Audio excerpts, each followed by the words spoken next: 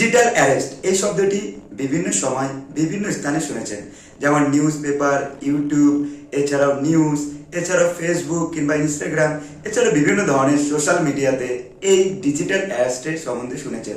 তবে এই digital arrest কি এবং এই ডিজিটাল অ্যারেস্ট কিভাবে কাজ করে এবং এই ডিজিটাল অ্যারেস্ট থেকে আপনারা কিভাবে রক্ষা পাবেন এবং কোন কোন কাজগুলি করলে আপনার ডিজিটাল অ্যারেস্ট হবেন এবং কোন কোন কাজগুলি আপনার এড়িয়ে চললে ডিজিটাল অ্যারেস্ট হবেন না এবং এই ডিজিটাল অ্যারেস্ট থেকে কিভাবে রক্ষা করবেন, সমস্ত কিছু এই ভিডিওতে আলোচনা করব।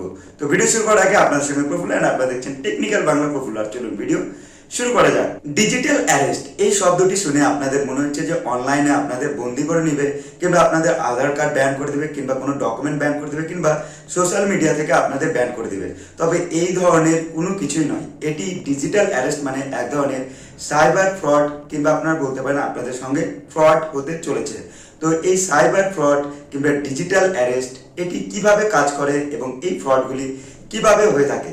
তো সাইবার ফ্রড কিংবা ডিজিটাল অ্যারেস্ট সেগুলি সাধারণভাবে টেররিস্ট কিংবা ইন্ডিয়ার বাইরে বিভিন্ন ধরনের সাইবার ক্যাপ রয়েছে, যেগুলি সাধারণভাবে এই সাইবার অ্যারেস্ট করে থাকে।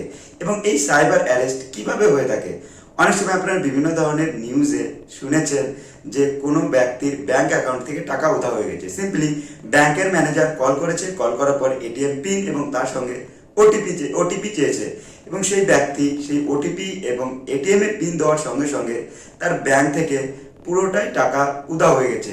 তো এটিকেও আপনারা সিম্পলি সাইবার ফ্রড কিংবা ডিজিটাল অ্যারেস্ট বলতে পারেন।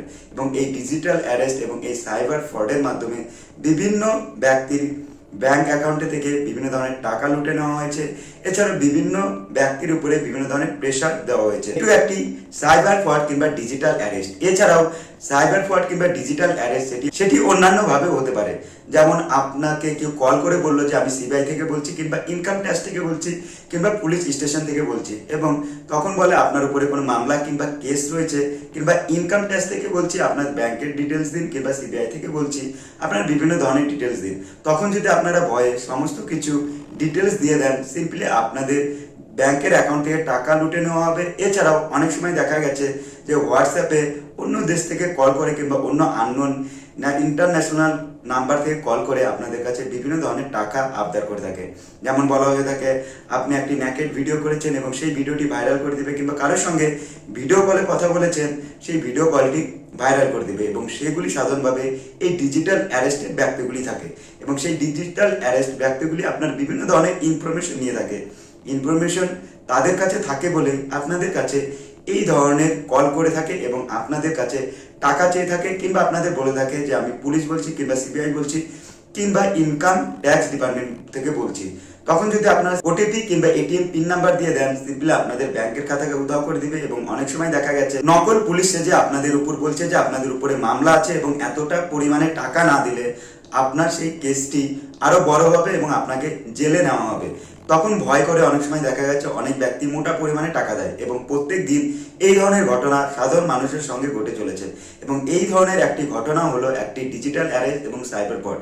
এবং কোনো পুলিশ কিংবা সিবিআই কিংবা ইনকাম ট্যাক্স ডিপার্টমেন্ট থেকে এইভাবে আপনাদের ফোন করে কোনো প্রেশার দিতে পারে না। সিম্পলি আপনাদের নোটিশ পাঠাবে কিংবা ডাইরেক্ট আপনাদের বাড়ি আসবে কিংবা অন্যান্য মাধ্যমে আপনাদের সঙ্গে কথোপকথন করে থাকবে, কিন্তু কেউ কোনো সিবিআই কিংবা গভর্নমেন্ট ডিপার্টমেন্ট থেকে এই ধরনের ঘটনা আপনাদের সঙ্গে করবে না। এবং এই ধরনের ঘটনা যদি আপনাদের সঙ্গে হচ্ছে কিংবা হতে চলেছে কিংবা আপনাদের পাশে কারোর সঙ্গে হচ্ছে, তাহলে তাদের সচেতন করুন, কারণ সেটি একটি ডিজিটাল অ্যারেস্ট কিংবা সাইবার ফ্রড। এবং এই ডিজিটাল অ্যারেস্ট এবং সাইবার ফ্রডের মাধ্যমে আপনাদের ব্যাংকের টাকা লুটে নেবে এবং তার সঙ্গে আপনাদের পার্সোনাল যে ইনফরমেশন এবং আপনাদের উপর প্রেশার ফেলে আপনার কেউ সুসাইড করতে বাধ্য করতে পারে। তবে এই ডিজিটাল অ্যারেস্ট কিংবা সাইবার ফ্রড কে করে থাকে? এই ডিজিটাল অ্যারেস্ট এবং সাইবার ফ্রড সিম্পলি ইন্ডিয়ার বাইরে যেমন ইন্দোনেশিয়া রয়েছে, তার সঙ্গে রয়েছে পাকিস্তান, চায়না, এছাড়াও আফগানিস্তানের মতো দেশে বিভিন্ন ধরনের সাইবার ক্যাপ রয়েছে, সেগুলি ডিজিটাল অ্যারেস্টের জন্য। এবং সেগুলি আইটি হাবে পরিণত করেছে এবং সেই আইটি হাবগুলি সিম্পলি বিভিন্ন ধরনের সোশ্যাল মিডিয়া কিংবা বিভিন্ন ধরনের ওয়েবসাইট থেকে বিভিন্ন ধরনের ব্যক্তির পার্সোনাল ইনফরমেশন কালেক্ট করে এবং কালেক্ট করার পর সিম্পলি আপনাদের কাছে কল আসে এবং সেই পার্সোনাল ইনফরমেশন এবং আপনাদের কি অসুবিধা হয়েছে সেগুলির উপর কথা বলে থাকে, কিংবা আপনাদের ব্যাংকে কোনো কিছু হয়েছে কিনা সেইগুলির উপর কথা বলে থাকে, কিংবা আধার লিঙ্ক কিংবা কোনো ডকুমেন্ট মিস গেছে সেগুলির উপর কথা বলে থাকে।